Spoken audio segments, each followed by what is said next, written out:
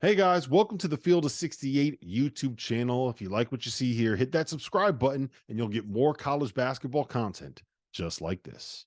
But we begin this evening with a rivalry game that, quite honestly, tonight did not feel like much of that rivalry. That's because a lot of the Yum Center, which has typically been covered in Louisville red throughout the years, had its highest amount of Big Blue Nation that we've seen in 40 years. Final score Kentucky 95, Louisville 76. We begin with the Wildcats here. Antonio Reeves with 30 points, Trey Mitchell with 18 and 12. But Randolph Childress, this line sticks out to me. Reed Sheppard with 11 points and 11 assists. Yeah. How impressed were you with Kentucky? Oh, I'm very impressed with them, and I know we'll talk more about them throughout the show. I'm impressed with him and Dilling. I don't know if another team in the country has the quality of guards with Shepard and Dillingham coming off their bench. Yes. Like in the country, like we're talking about coming off the bench, and I think Dillingham is just electric and dynamic. I think his skill set is special, but I think Reed Shepard is the same. I think he's special in a different way. It's not as a physical thing. Just he just knows how to play. He's efficient as hell. He just knows the game. He's mature well beyond his years. He shoots the hell out of it. Hell of a player. And like I said, if I was screaming like these guys should be starting or playing more, but the role that they're playing right now is great. And like I said, no one in the country has that production from their guards and that the potential like those two guys bring to this Kentucky lineup. I mean, it's ridiculous. Tyler Hansbrough, is Kentucky a legit national championship threat?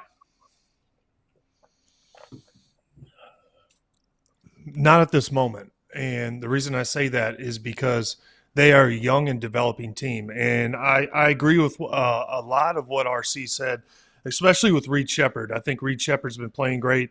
And, a lot of people try to make a push sometimes for these bench players to come in and, take starters or he should be starting. But if they're doing so good coming off the bench and having production like that, why even change it up? Change it up if it's working. But I will say that they are young, and I think they're going to have to improve on a lot of different aspects. Like, the Bradshaw kid, he has dominated games, and also sometimes he's had some, it's not so good games. So I think as these young guys develop and they, he's Shepard, Dillingham, those guys are just bringing it every night. But as long as they get a few more supporting cast members and they play to somewhat of their potential, I think they could be a contender. I don't think they're quite there yet. You know who impresses me so much with them too is I was worried earlier about Trey Mitchell and how would he adjust. Mhm. And he seems to have found his niche. I agree with you. The freshmen are going to get better. We know they're going to get better. This is a team you want to get now because I think in February you're going to have problems because when this freshman group take a step, but in key moments of game, we were worried like, is Trey Mitchell going to play the five? Now they got their big guys back. And what he's doing at the floor, he's stretching, he's rebounding, he's giving them size at the four spot. But when teams switch and that ball screen and you put guards on them, you can see them intentionally going to him in the post, and he's just crab dribbling, putting guards on his back and punish them inside. Man, they're figuring things out down there. They can, people give Cal a lot of crap, but he's figuring this team out. It feels like that this is his best team in at least 5 years from a personnel standpoint in fitting what he does best. They can play extremely fast. They've moved the ball. Like the ball has stuck with them the past couple of seasons. And the other thing is, it's taken a certain unit, right? A certain five for them to get the best. Right now, this team, you just said it, RC, like there's two sides of that. One, Reed Sheppard and Rob Dillingham have been coming off the bench. Two, well, the fact they're coming off the bench sums up just how versatile this team can be. Yeah. They don't have to rely on Formula A. It feels like, RC, this Kentucky team can answer question A, B, C, D, E. Whereas it seemed like the last couple of years, Cal needed this to happen for them to beat the elite opponent. Let's be honest, most teams do. most teams are like, hey, I got to have production out of this guy. There's not a lot of teams in the country that are just like, we don't know. It doesn't matter. Let's just do what we do. The ball will find you. Coming to my head, FAU's one.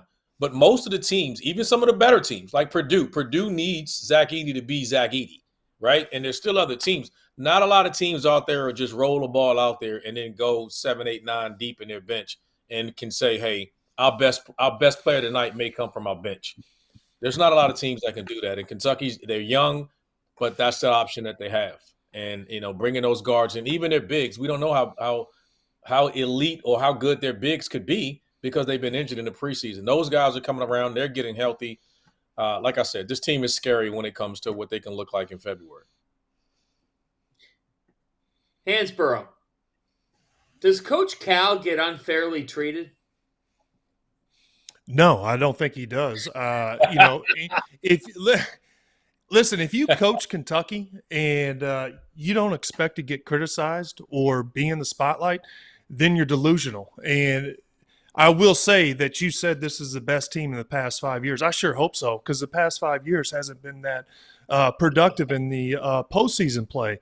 And I will say that Cal has done a good job in this modern era of basketball where we hemorrhage threes and we play the small people. I think that the two big traditional front with the bigs down low and making that work, I think that's a good way to play. And I respect him for going to that at times. And also that could be a better lineup and a good chance for these young bigs, these young freshmen to really develop. Thank you for watching the Field of 68. If you've enjoyed what you've seen here, hit that like button, share this link with your friends, or check out the description for some other places that you can consume Field of 68 content.